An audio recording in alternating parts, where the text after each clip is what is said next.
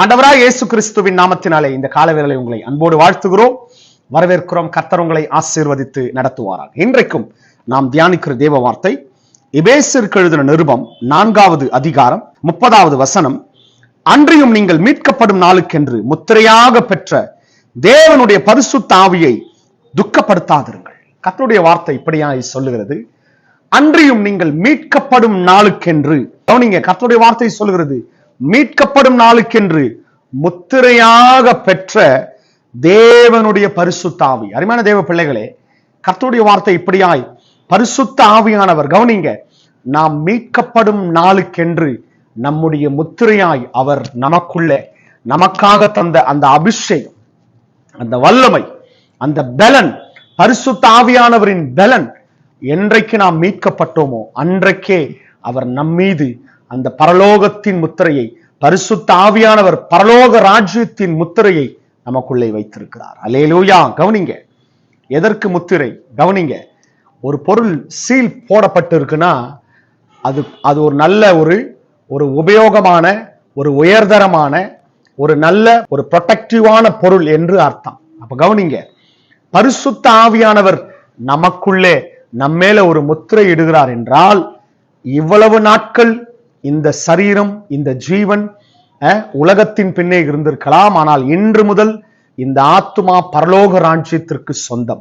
இது இயேசுவின் பிள்ளை, இயேசுவின் ஆத்துமா என்று ஒரு முத்திரையை பரிசுத்த ஆவியானவர் நம்மேல் போடுகிறார். அப்ப அதனாலதான் சொல்லப்படுகிறது, அன்றியும் நீங்கள் மீட்கப்படும் நாளுக்கென்று. கவனிங்க, நாம் என்றைக்கு இயேசுவின் இரத்தத்தினாலே கழுவப்பட்டு அவருடைய இரத்தத்தினால் மீட்கப்பட்டோமோ அன்றைக்கே பரிசுத்த ஆவியானவர் நமக்குள்ளே, உண்மையாகவே நமக்குள்ளே ஒரு முத்திரையை போட்டு இருக்கிறார். அப்போ அந்த முத்திரையை கவனிங்க, பரிசுத்த ஆவியாகிய அந்த முத்திரையை மீட்கப்படும் நாளுக்கென்று முத்திரையாக பெற்ற தேவனுடைய பரிசுத்த ஆவியை துக்கப்படுத்தாதீர்கள். கவனிங்க, என்ன துக்கப்படுத்துறதுன்னா, அவர் நமக்குள்ளே இருக்கிறார். பரிசுத்த ஆவியானவர் மீட்கப்படும் நாளுக்கென்று அவர் நமக்குள்ளே, என்றைக்கு நாம் மீட்கப்பட்டோமோ, ரட்சிக்கப்பட்டோமோ அன்றைக்கே நமக்குள்ளே ஒரு முத்திரையை, ஒரு அபிஷேகத்தை அவர் நமக்குள்ளே தந்திருக்கிறார். ஆனா கவனிங்க, அந்த அபிஷேகம், நமக்குள்ள இருக்கிற அபிஷேகம்,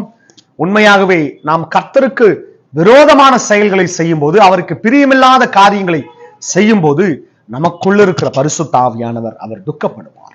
கவனிங்க, அவர் துக்கப்படும் போதுதான் பலவிதமான பலவீனங்கள், வியாதிகள் இதெல்லாம் நம்முடைய சரீரத்திலே காணப்படுகிறது.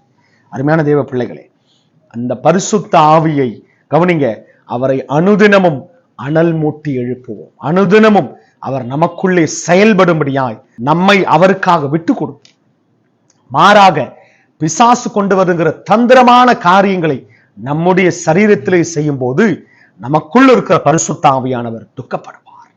நம்முடைய சரீரத்திலே தேவையில்லாத பலவீனங்கள், தேவையில்லாத போராட்டங்கள் நம்முடைய சரீரத்திலே காணப்படும். அருமையான தேவ பிள்ளைகளே, இந்த கால வேளையிலே கர்த்தர் உங்களோடு சொல்லுகிற காரியம், அந்த பரிசுத்த ஆவியை துக்கப்படுத்தாதீர்கள். ஆமென். நிச்சயமாகவே இந்த கால வேளையிலே பரிசுத்த ஆவியானவரே நமக்கு தருகிற ஆலோசனை. ஆமென் சொல்லுவோமே. ஆமென். நல்ல பரிசுத்த ஆவியானவர் நமக்கு தருகிற நல்ல ஆலோசனை. நிச்சயமாகவே இந்த ஆலோசனையில் நிலைத்திருங்கள்.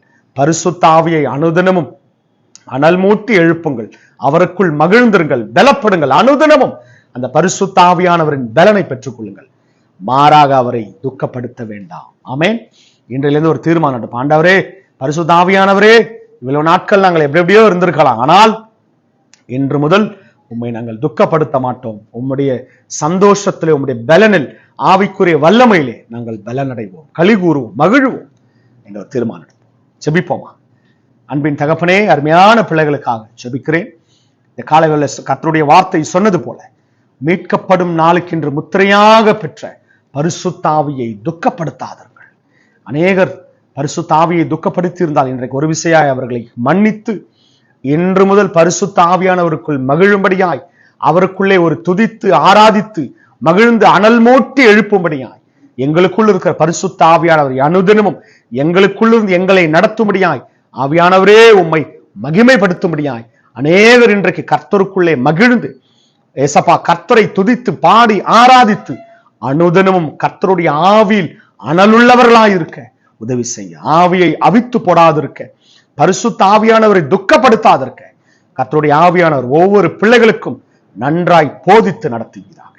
உடைய கரம் இன்றைக்கு பரிசுத்த ஆவியானவரின் பலன் ஒவ்வொரு பிள்ளைகளுக்குள்ளும் கர்த்தர் நடத்தட்டும். தொடர்ந்து ஆசீர்வதிங்க, தொடர்ந்து பலப்படுத்துங்க, கிருபை தாங்க. இயேசுவின் நாமத்தில் பிதாவே, ஆமென். அருமையான தேவ பிள்ளைகளே, இன்றைக்கு பரிசுத்த ஆவியானவர் நல்ல ஒரு காரியங்களை நமக்கு வெளிப்படுத்தி போதித்து உணர்த்தி இருக்கிறார். ஆமென்.